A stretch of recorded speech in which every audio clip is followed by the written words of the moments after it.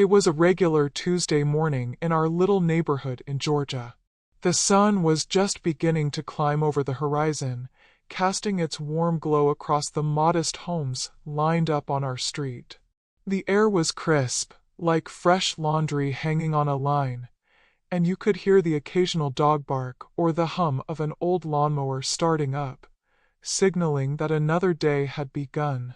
Life felt ordinary, simple, safe, predictable. But that morning was different for me, though I didn't know it yet. So if you're watching, baby, go ahead and like this video, comment where in the world you're watching from, and make sure to subscribe so you don't miss tomorrow's story.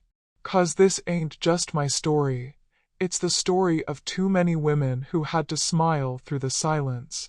Isabel, my daughter, was always full of energy, even on school days when most kids dragged their feet, wishing for just a few more minutes in bed. Not Isabel. She had an infectious laugh, one that would echo through our house and fill every corner of it with warmth. Her school uniform was always neat, her hair tied in a ponytail, and her backpack, no matter how heavy, slung over her shoulder with the confidence of a girl who knew she had a place in this world. She kissed me goodbye before heading out the door, just like she always did. I watched her walk down the front steps, her little figure disappearing into the street as she joined the other children heading for school. That was the last time I really saw her alive. I remember that feeling, that strange pit in my stomach, when I realized the day was stretching on a little too long without hearing from her. Isabel was never late. She always called or texted if she was staying late for a school event or a project. But this time, I didn't hear from her. I chalked it up to the busy school day. Maybe she was caught up with friends or helping out with something extra. But then, the hours stretched on, and I felt my chest tighten. It was a tightness I couldn't shake, no matter how much I tried to calm myself. Something was wrong. My heart beat faster with every passing minute, the quiet in the house growing deafening. When the sun began to set, the first phone call came.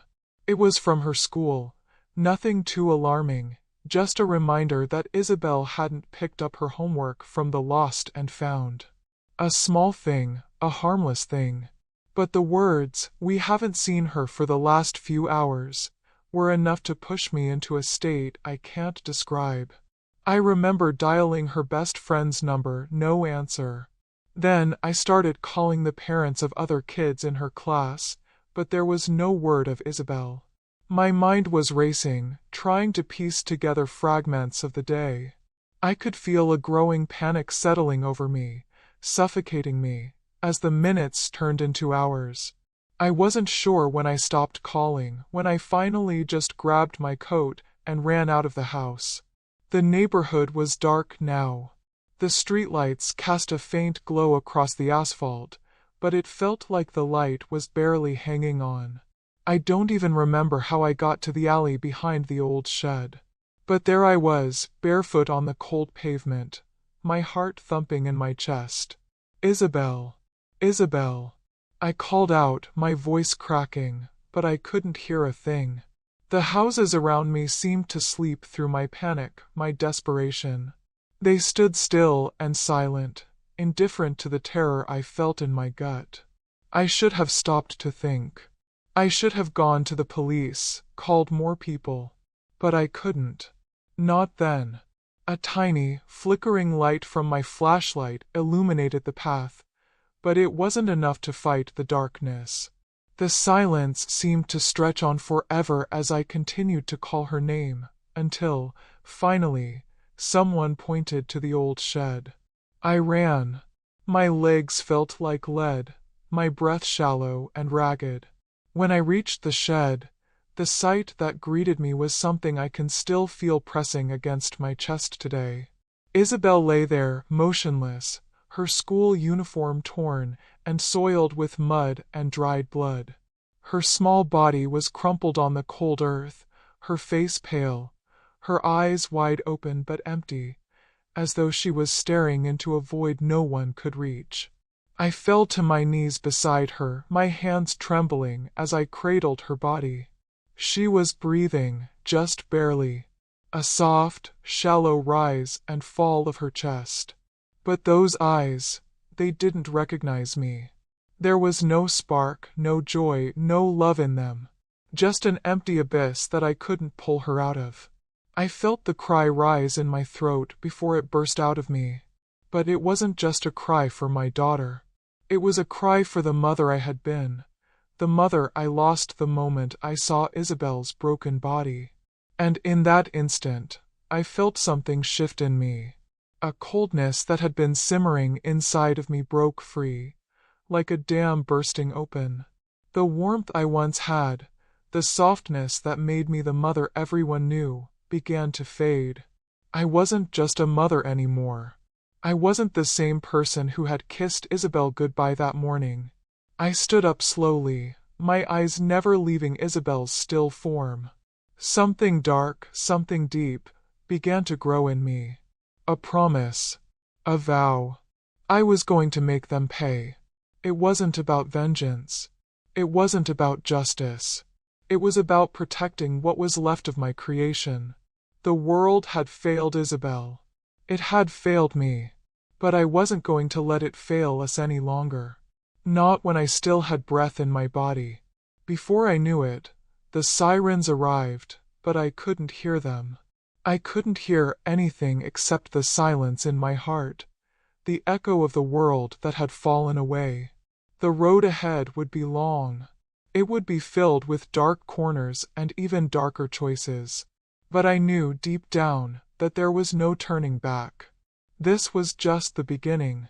I don't remember much of the drive to the hospital, or the frantic rush through the sterile hallways. I couldn't even recall the moment when they placed Isabel on the gurney, the moment they attached all those wires and tubes to her small body. My world had gone gray. The beeping of machines, the sterile smell of antiseptic, the hurried steps of nurses, all of it blurred into the background. All I could focus on was Isabel. She was so still, so pale, and her once bright eyes, now lifeless. The doctors tried to reassure me, but their words didn't reach me. "She's going to be okay," they said. "We're running the tests. She's stable for now." But they didn't really know. They couldn't. They couldn't see the look in her eyes. I remember sitting there for hours, the cold plastic chair digging into my bones. I kept my hands tightly clasped in my lap, so tight that my fingers went numb. I couldn't move. I couldn't speak. I was trapped in this moment, unable to escape the image of my daughter, her fragile body on the hospital bed, lifeless and broken. I didn't know if she was going to wake up. I didn't know if she would ever speak to me again. It was as if I had already lost her. And yet, she was still breathing. The silence stretched on, pulling at me. The air in the room felt thick, almost suffocating, like I was drowning in a sea of helplessness. And then came the doctor. Dr. Lorna. I didn't know her, but I'll never forget her face. She walked toward me, her expression guarded, her eyes downcast as if she wasn't quite ready to deliver the news. She didn't have to say anything.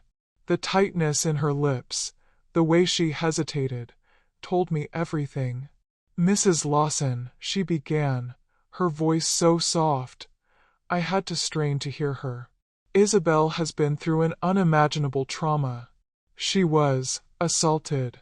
We've started sedatives to help her rest. She'll survive physically, but emotionally," she paused, looking at me as though searching for the right words. "Emotionally, it will take a lot. She'll need support. Therapy. Time." I just stared at her, not understanding, not processing the words that spilled from her mouth. I couldn't hear her. I couldn't hear anything but the ringing in my ears. My mind shut down. It couldn't accept what she was saying. My daughter had been assaulted. The words repeated in my mind like an echo, reverberating through the hollow space inside my chest. How could this be real? How could this have happened to Isabel? To my beautiful, innocent daughter? I finally managed to choke out, my voice sounding foreign, as if it didn't belong to me. There were multiple people? Yes, Dr. Lorna replied, her voice barely above a whisper. At least 5 men. We've already notified the forensic examiner. She's physically going to be okay, but the emotional toll, it's going to be significant. 5. The word stabbed at me like a knife, twisting deeper and deeper. 5 men. 5 men had taken everything from Isabel. They'd destroyed her spirit. And they'd almost taken her life. I felt my hands tremble, my breath coming faster. The anger surged, rising like a tidal wave, but I forced it back down. I couldn't afford to let it out now. Not yet. I had to stay calm. I had to be strong for Isabel. But how could I be strong when the world had just shattered? Dr. Lorna took a step back, giving me space, but I couldn't move. I couldn't speak. I could only stare at Isabel, my heart breaking into a million jagged pieces. I watched as they moved her to another room for more tests, her body so small, so vulnerable. I felt like I was losing her all over again, even though she was still breathing. Hours passed. I don't know how long I sat there, my body stiff and aching. Time had no meaning anymore. I just watched the door to the room where Isabel was. The world outside could have been falling apart, and I wouldn't have known. All that mattered was her. It was late into the night when I was finally allowed in to see her. The room was dimly lit, the only sounds the soft hum of the machines and Isabel's shallow, irregular breathing. She looked so fragile, like a doll that might shatter if you touched it too hard. Her face was swollen, bruised in places, but it was the emptiness in her eyes that tore through me. I approached her slowly, hesitantly. I didn't know what to say, what to do. But I had to do something. I couldn't just stand there and watch her drift away into herself. Mia, I whispered, using the nickname I'd always called her. Sweetheart, it's Mommy. You're safe now, okay? It's all over. But there was no response, no recognition, no spark of life in her eyes. She didn't even blink. The machines kept beeping, steady and constant, but it was the silence between us that felt the loudest. The silence that said she was no longer the girl I knew, the girl who had laughed and danced around the house. This wasn't my daughter anymore. Tears welled up in my eyes, but I didn't let them fall. Not yet. I couldn't. I held her hand, gently brushing the hair from her face. I'm here, I whispered. I'm not going anywhere. I'll always be here for you. But she didn't respond. Not a sound, not a movement. The only sound in the room was the constant beeping of the machines, marking time in a place where time didn't matter anymore. Days passed. Isabel never spoke another word. She never moved. She was a ghost in her own body, and I couldn't reach her. The doctors did their best to keep her stable, but I knew deep down Isabel was already slipping away from me. She was a shell of the vibrant, joyful girl she had once been. But I wasn't ready to let go. Not yet. I sat beside her every day. I held her hand, I spoke to her, but there was no response, no recognition. And then, when the silence had stretched on for what felt like forever, she whispered, barely audible, but enough for me to hear. They're still out there, aren't they, Mom? And in that moment, I knew. I knew what I had to do. The law had failed her. The doctors could help her body, but they couldn't fix what had been broken in her soul. And I had lost everything already. There was nothing left to lose. It was time for justice. My kind of justice. The world had already taken from us. And now I would take back what they had stolen piece by piece. And I would make them pay. The days that followed blurred together, like a long stretch of time with no beginning or end. Isabel remained silent, her body healing, but her spirit seemingly shattered. The doctors couldn't explain why she wouldn't speak, why she wouldn't respond. They called it a psychological block, an emotional shutdown, a way for her mind to protect itself from the trauma. But I knew it was more than that. I knew that something had broken inside of her, something deep. And I also knew that it was something I couldn't fix with words or medicine. I had failed her as a mother. I couldn't protect her in the moment when it mattered most. But I could make them pay. I could make them feel the way she felt, the terror, the helplessness, the shame that wasn't hers to carry. I could make sure they never walked free again. It was in those first few days, as I sat beside Isabel's bed, that the names began to surface. Names I had never suspected. Men I thought I knew. Neighbors. Friends. The people we'd smiled at, shared drinks with, and passed on the street every day without a second thought. How could they do this? How could they destroy my daughter like this, and live their lives as if nothing had happened? But the truth was simple.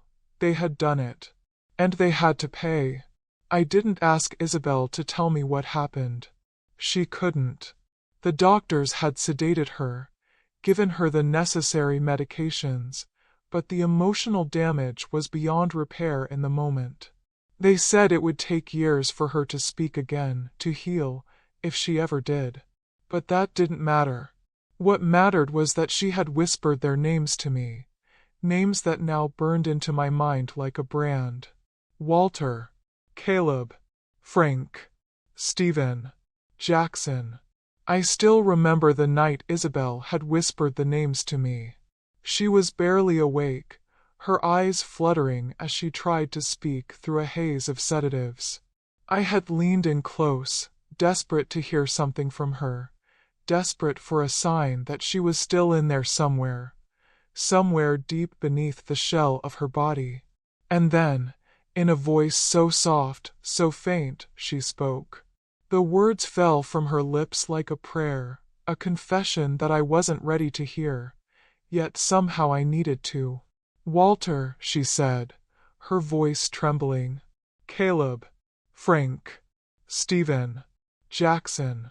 The names hit me like a physical blow, but they also gave me clarity. This wasn't just about what they had done to Isabel. It was about the larger rot that had spread through our lives, through this town, without us even knowing it. These men were not just random monsters. They were men I had trusted. Men I had spoken to, even smiled at.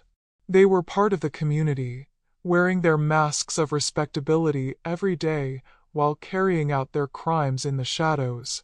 I couldn't let them get away with it. I couldn't just wait for the law to do something. I couldn't keep relying on a system that had failed us from the start. Isabel would never get her justice from the courts. But I could give her justice.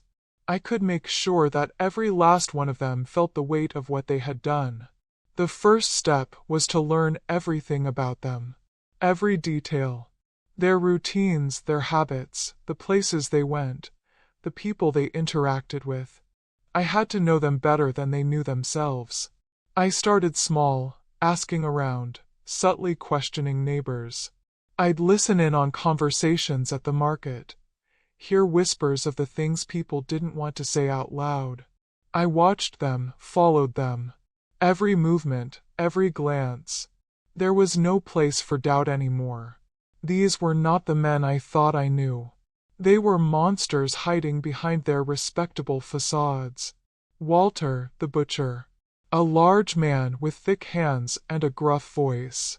I had always thought of him as just another local business owner, one who had served the community for years. But now I could see him for what he truly was, a predator. Every time he passed by me, I could feel his gaze linger on Isabel, even when she was a little girl. There had always been something in his eyes, a darkness I had dismissed, thinking I was imagining things. But now it was clear. Then there was Caleb, the local coach, always so friendly and eager to help with the kids.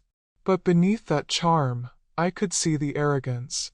The way he looked at women, the subtle glances, the way he moved, always with a sense of entitlement. He was another man who hid behind a mask of kindness. Frank, the retired cop, was another one I had once admired.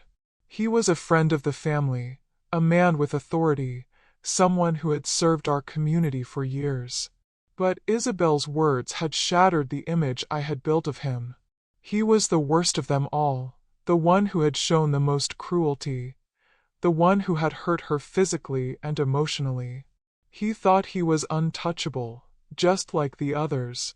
Stephen, the soft-spoken lab assistant at the hospital, had always seemed like the least likely of them all. He was polite, reserved. But that's the thing about monsters.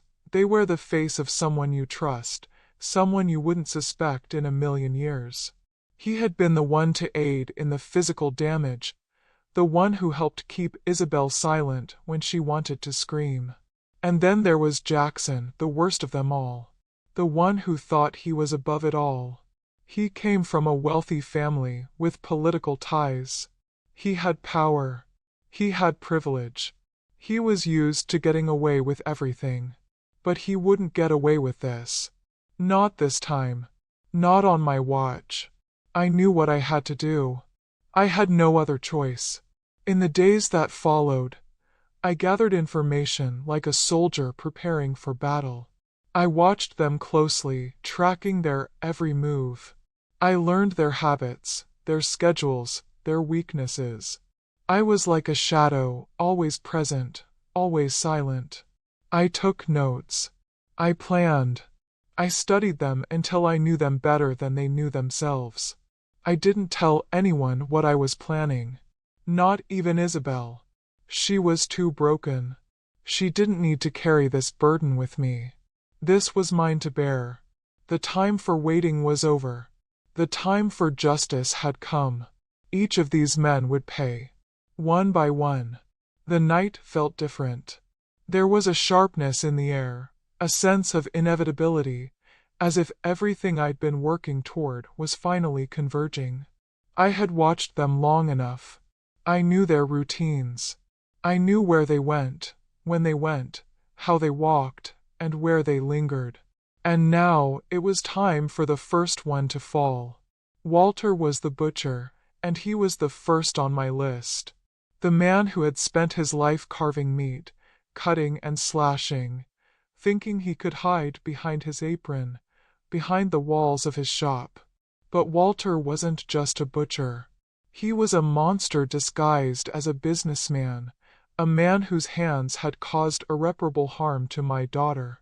A man whose bloodlust was as ingrained in him as the stench of raw meat that clung to his clothes. I had spent days watching him. I knew that he closed his shop at 8 p.m. every evening. He would lock up, counting the day's earnings, his hands slick with the blood of his work. Then he'd walk out through the back door, alone, always alone, and make his way down the alley behind the shop. He'd head home the same way every night, through a dimly lit, forgotten stretch of the neighborhood where no one seemed to care. The alley was empty, and in the silence of the night, Walter would walk with the kind of confidence only a man with secrets can have. He thought he was untouchable. But tonight, that confidence would be shattered. I waited in the shadows, hidden between two dumpsters that lined the alleyway. The darkness seemed to swallow me whole, and for a moment, I could almost hear the pounding of my heart, loud enough to echo in the silence. The alley was cold, the air heavy with the smell of decay and dust. My eyes never left the back door of Walter's shop. And then, there he was. Walter stepped out, whistling as he locked the door behind him. He looked exactly the same as he did every other night, big, gruff, with that ridiculous smile on his face, as if the world owed him something. I wanted to strangle that smile off of him. I wanted him to know that the world owed Isabel, and me, everything. But I didn't move. I waited. He walked past me, his footsteps heavy on the pavement. He didn't notice me, didn't feel the danger that was closing in on him. I could feel the sharpness of the blade against my side, nestled in the folds of my jacket, and I knew that this moment, this night, was the beginning of the end for him. He was about to die, and I was going to be the one to give him what he deserved. As Walter passed, I stepped out of the shadows, my movements swift and deliberate. I wasn't scared. There was no fear. This was something I had planned for far too long. This was the only thing left to do. "Walter," I called, my voice steady, low. He turned, startled, his face shifting from casual indifference to surprise. "Mrs. Lawson?" He didn't seem to recognize the coldness in my voice, or perhaps he didn't care. "What are you doing out here so late?" His eyes flicked to the bag slung over my shoulder, but I could see the flicker of recognition in them. He had no idea what was coming. "I need to talk to you," I said, my voice even, steady. "Talk now? Can't it wait until tomorrow?" His laugh was hollow, self-assured, as if he thought I was harmless. But I knew. I was far from harmless. Without warning, I pulled the switchblade from my bag, the cold steel catching the dim light from the street lamp. The movement was fluid, practiced. I'd spent hours sharpening it, making sure it was ready. Walter's eyes widened in shock, but it was too late. Before he could react, I closed the distance between us, driving the blade into his neck with brutal precision.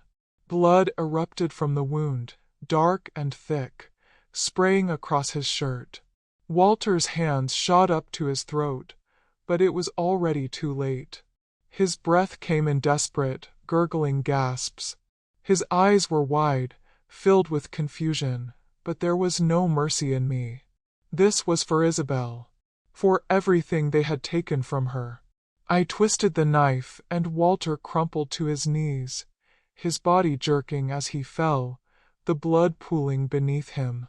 I watched him collapse, feeling a strange detachment, a numbness that made it all feel like it wasn't really happening. As if I were an observer, watching someone else carry out the act of vengeance. His body hit the ground with a dull thud, and the night went silent again. I didn't hesitate.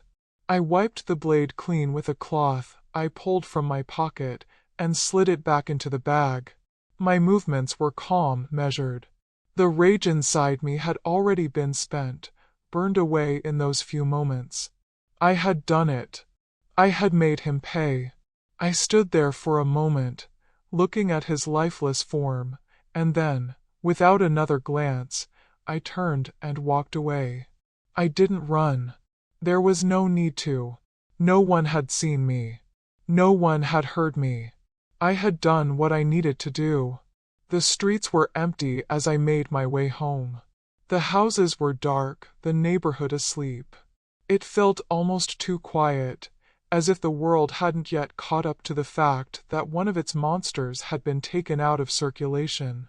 I returned to the house, slipping inside without a sound. Isabel was still in her room, still in the same position I had left her in.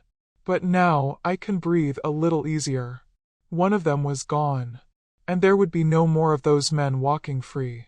In the silence of my home, I sat down, my hands trembling as I slowly removed the blade and cleaned it again, this time with a sense of finality. I put it back in its hiding place. I had a long road ahead of me, and 4 more names to cross off. But the first one had been dealt with, and that was all that mattered for now. The night after Walter's death, I didn't sleep. I couldn't. My mind raced with thoughts of what had happened, what I had done. But more than that, It raced with the realization that the work wasn't done. There were still 4 names to cross off. 4 men who had done unspeakable things to Isabel. 4 men who had taken everything from her and still walked freely in the world. I had done what needed to be done, but I wasn't finished. Not yet. I needed to be smart.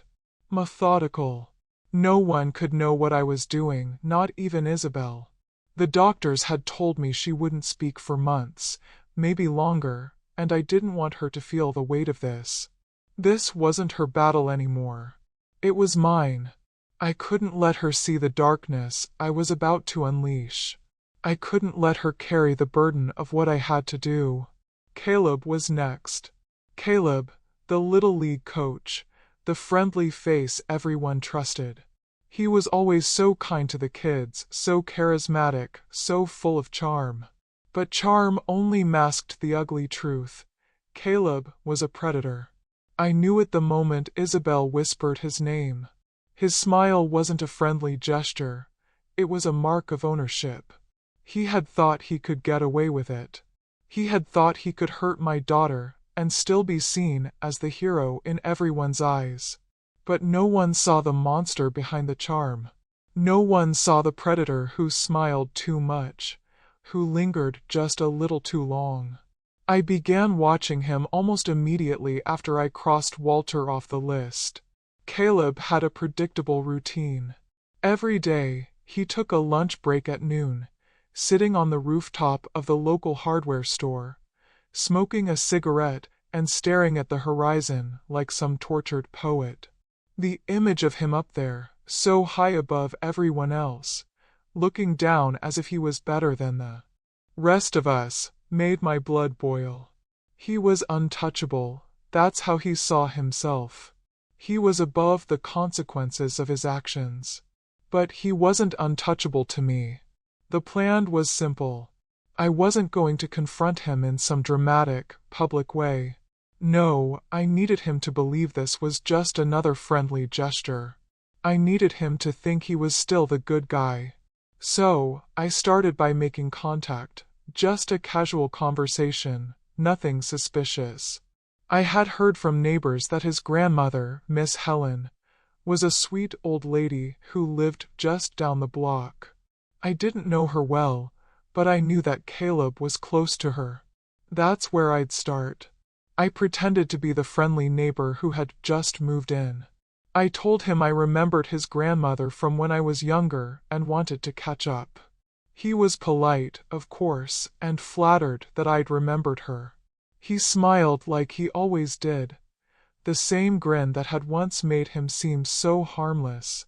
I invited him to join me for a cup of tea. I knew he would accept. Caleb never turned down attention.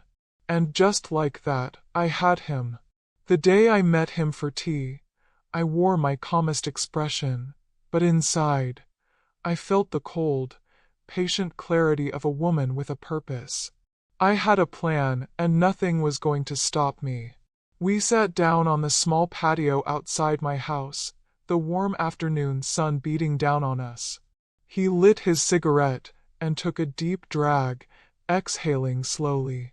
I could see his arrogance, the way he looked at me like he was a king and I was just a subject. So, I said, breaking the silence, "How's your grandmother?" "I haven't seen her in years." "She's fine," Caleb replied, puffing out more smoke.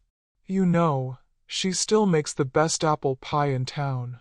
I always stop by after work to make sure she's doing okay." "Good," I said, giving him a small smile. "I've been meaning to stop by and say hello. I used to visit her when I was a little girl." His eyes lit up, pleased that I remembered. I continued, chatting casually, allowing him to talk about his grandmother, his work at the hardware store, and the weather. It was nothing. It was everything. When he took his second cigarette break, I went inside, preparing the tea. But it wasn't just tea that I was serving. I had slipped a powdered pesticide into the brew. It wasn't lethal on its own, but when mixed in sufficient quantities, it would be quick, brutal, and effective. I had learned from my grandfather's old journals. The knowledge was there, passed down through generations of men who had lived on the land, who understood how to use what nature had provided to take life. Caleb didn't know it, but he was drinking his last cup of tea. I made sure it looked innocent, calm, soothing. I watched him sip it, the steam rising in the warm air. "It's good tea," he said, smiling as he took another sip. "Glad you like it," I replied, hiding the satisfaction that curled deep inside me. He drank the tea quickly, finishing his cup, clearly enjoying it. He set it down on the table and leaned back in his chair, looking up at the sky. "Thank you for the drink, Mrs. Lawson," he said, his voice beginning to slur. "I needed something to calm my nerves." "You're welcome," I said softly, my heart beating in my chest as I watched him falter, his body starting to react to the poison. It didn't take long. Caleb stood up from the chair, his face turning pale. His hands gripped his stomach, as if something inside him were eating him alive. The pain, the vomiting, the blood, all of it came in waves, too fast, too sudden. He didn't even have time to scream. He collapsed to the ground, blood pouring from his mouth as he choked. He struggled to speak, but the words never came. His body convulsed, twitching as the poison worked its way through his system. The arrogance in his eyes was gone now, replaced by panic. What did you do?" he gasped, looking up at me with wide, terrified eyes. I kneeled beside him, my voice steady, unflinching. "I gave you justice," I said, my eyes cold and unwavering. "The kind you never gave my daughter." And then, just like that, Caleb stopped moving. I didn't look back as I walked inside. I didn't feel triumph. I didn't feel remorse. I felt a strange peace settle in me, like the first step in a long journey had been taken. I cleaned my hands, wiped the counter where he'd sat, and went back to Isabel's room. She still hadn't spoken. But now there was something different in the air. Something that felt like hope. Another one down. And I was just getting started. 3 men were dead. Walter, Caleb, Frank. Their bodies lay in the dust of my past, victims of their own sins. But the list wasn't done. It would never be done until I had taken everything from them, their lives, their futures, their peace. Each one of these men had destroyed Isabel in ways no one could see, but I could feel it with every fiber of my being. And now, they would feel what it was like to have everything taken from them. But Frank was different. Frank was no fool. He had lived too long in the shadows of his own power, wearing the badge of authority and taking whatever he wanted. He was the worst of them all. He was the one who had hurt Isabel in ways no mother should ever know. He was the one who had laughed the loudest, who had caused the most damage. He thought he could get away with it. He thought the law was his shield, that the badge he once wore could protect him from the consequences of his actions. But he was wrong, and I was going to make sure he learned that the hard way. I had been watching him for weeks. I knew his routine, his haunts, the bars he frequented, the places he went to feel invincible. Frank had a dark reputation that everyone in town whispered about, but no one dared to confront. He was violent, arrogant, and used to people cowering in fear. I had learned to see through his facade, and I had learned that he had a weakness, his need to control. He was a man who liked to dominate, to take what he wanted without asking for it. He was a predator, plain and simple. And he had no idea that the hunter was now me. I knew exactly where he would be on Friday night. The same bar. The same routine. He liked to unwind, to drink away the consequences of his actions. He wasn't at work, wasn't hiding behind the mask of a former cop. No, tonight, Frank would be just another man in a bar, vulnerable, drunk, and waiting to be preyed upon. I dressed carefully that evening, my movements calculated, as I prepared to play a different role. I wasn't the quiet mother anymore. I wasn't the grieving woman who had lost everything. Tonight, I was someone else, a widow, a woman who wanted nothing more than to escape the lonely nights. I let my hair down, painted my lips a deep red, and wore a simple, elegant dress. I had no intention of seducing Frank, but I needed him to feel in control, to believe this was just another one of his games. I arrived at the bar just before he did. The familiar hum of voices filled the air, and the smell of alcohol mixed with smoke. It wasn't the kind of place I'd normally go, but tonight, it was my battlefield. I slid onto a stool at the bar, ordered a gin, and let my fingers lightly tap the glass, waiting. It wasn't long before Frank walked in. He still carried himself like a man who owned the world, his shoulders broad, his chest puffed out like a rooster ready to crow. I watched him walk past me, the swagger in his step, the arrogance in the way he looked around the room. He was untouchable. Until I decided he wasn't. I caught his eye. I didn't smile, but I looked at him, just enough to make him notice. He did, of course. He was never one to miss a woman's gaze. He sat beside me, the same smirk on his face, the one that made my skin crawl. "Hey there," he said, his voice rough and low, full of that self-assuredness I hated. "Can I buy you a drink?"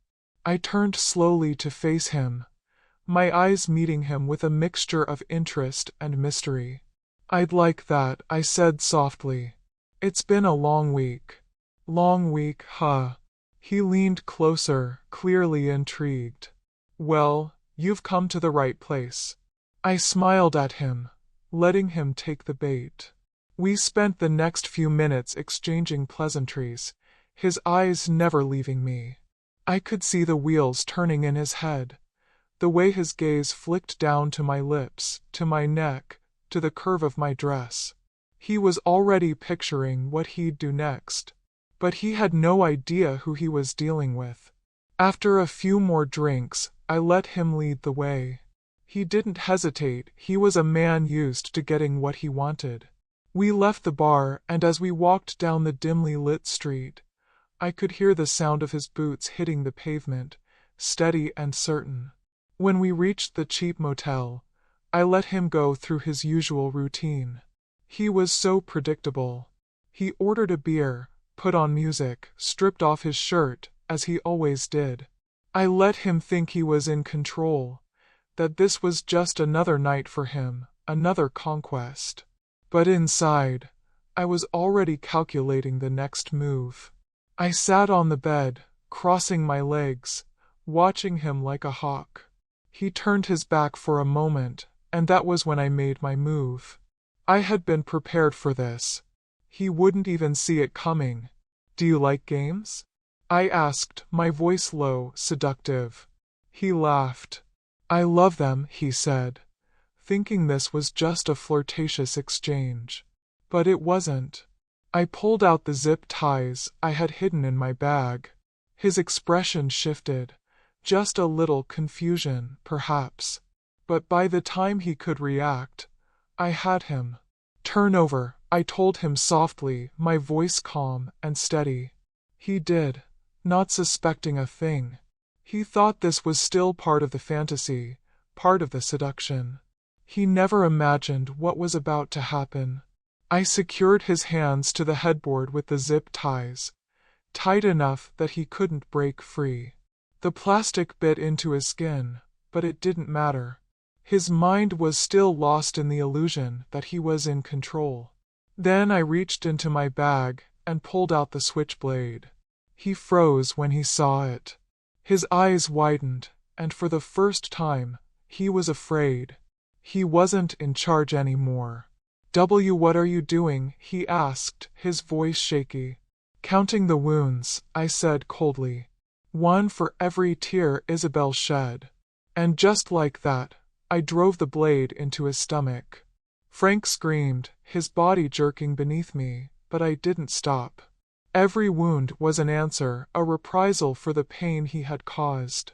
I wanted him to feel everything he had made my daughter feel, every ounce of fear, every shred of helplessness. His screams grew weaker, more desperate, until they stopped altogether. When it was done, I cleaned the blade. I wiped my hands. I wasn't trembling. I wasn't angry. I was calm. I was at peace. The last of the men who had torn my daughter apart was gone. And I was one step closer to reclaiming everything that had been taken from us. I had crossed every line by now. The decisions I had made were no longer just about protecting Isabel, about saving what was left of her innocence, her soul. They were about something darker, something deeper. I had become someone else. A woman forged by grief, by rage, by the unbearable need to see justice served. The world had failed us, but I would not let them escape. Not when I could still make them feel the consequences of their choices.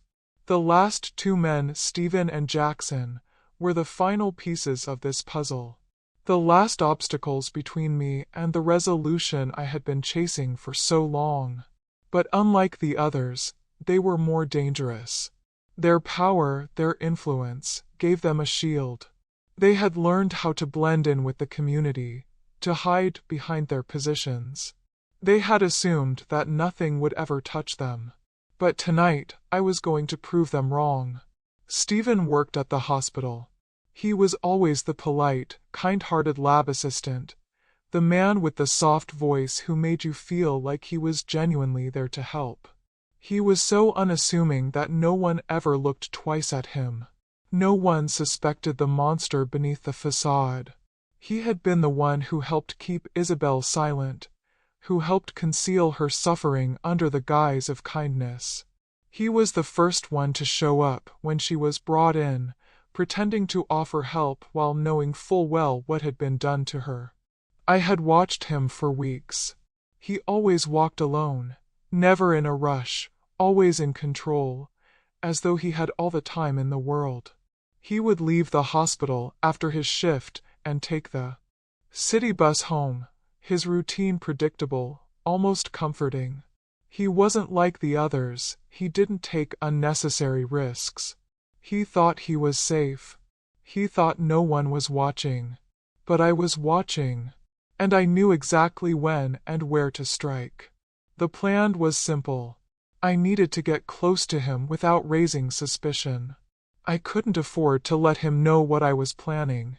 He was too careful, too aware of his surroundings. So, I decided to wait for him at the hospital, to approach him like a friendly face, someone who had no agenda other than small talk.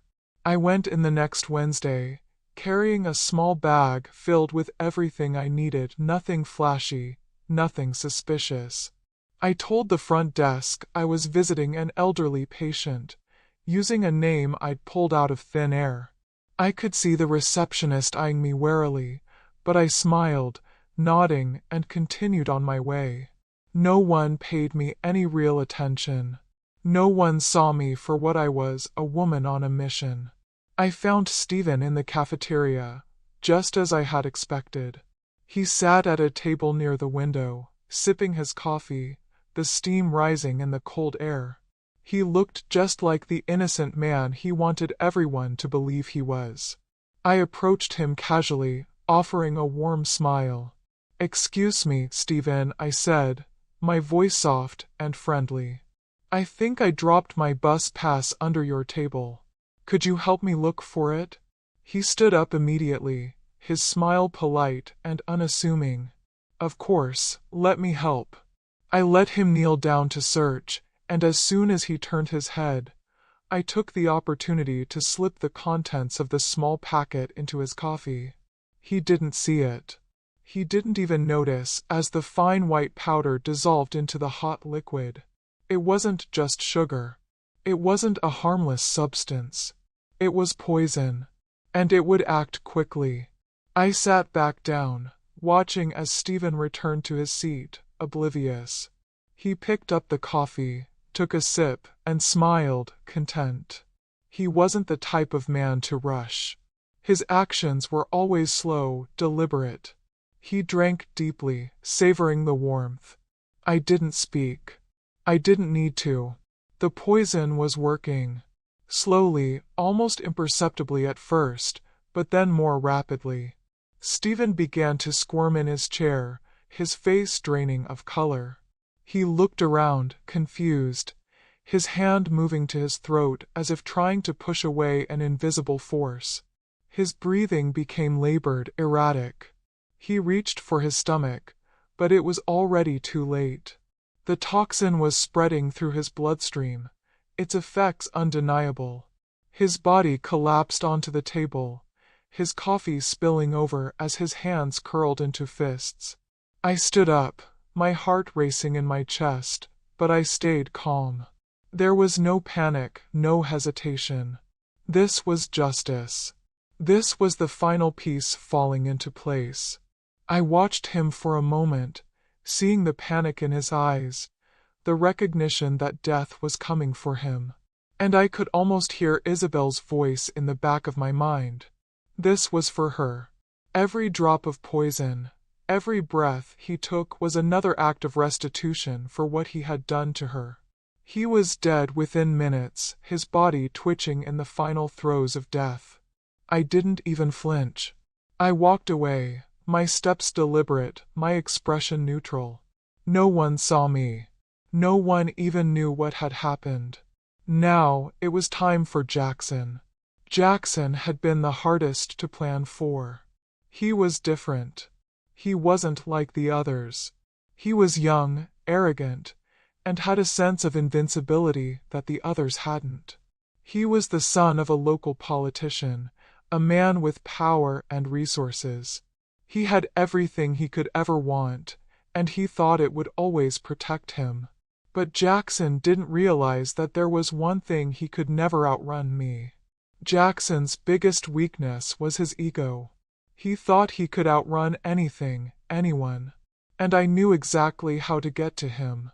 He had a routine, just like the others.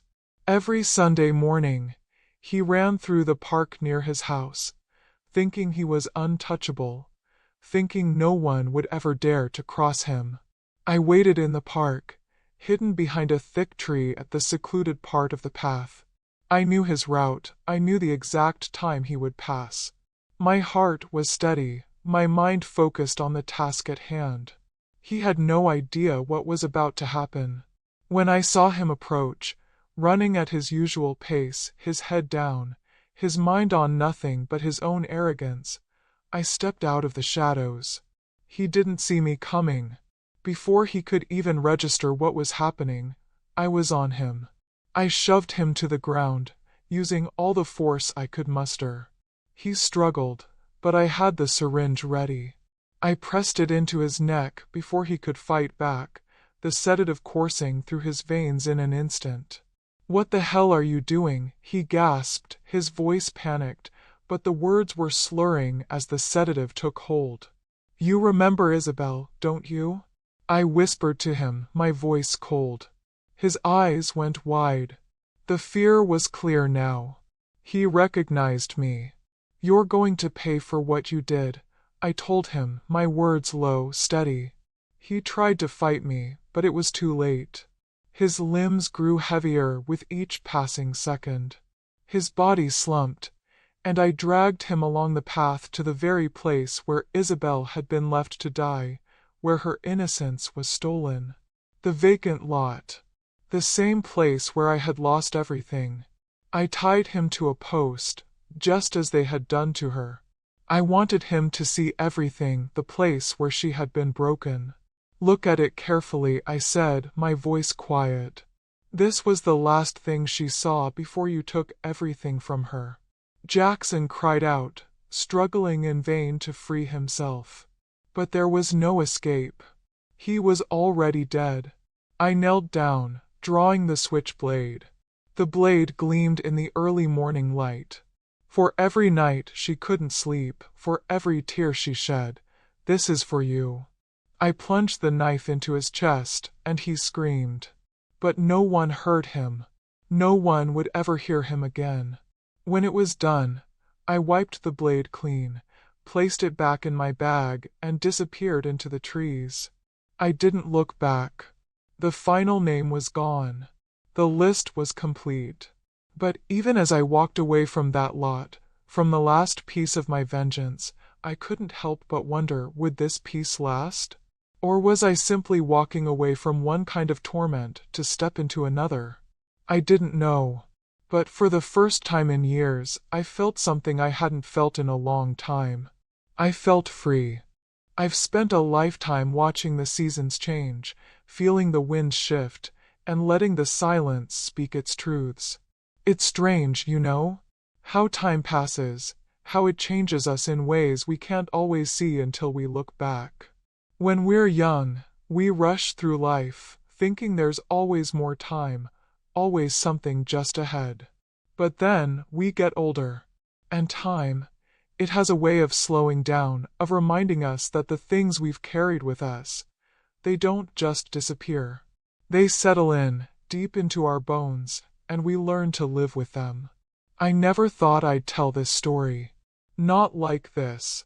I thought the past was something I could bury, something I could tuck away in the corners of my heart where no one could see. But sometimes, the weight of the past is too much. And it rises to the surface, whether you want it to or not. You see, when you've lived as long as I have, you learn that silence can be both a blessing and a curse. The silence that followed the hardest years of my life. It was loud. It screamed at me in ways words never could. But now, in the quiet of my years, I see it for what it was. The silence wasn't empty. It was full of lessons. Full of love, of loss, of redemption. It was the quiet before the storm, and the peace after. The reason I'm sharing this with you now, my dear ones, is because I've learned that survival is not just about holding on, it's about finding your voice again. It's about breaking free from the past that tries to bind you and giving yourself permission to heal.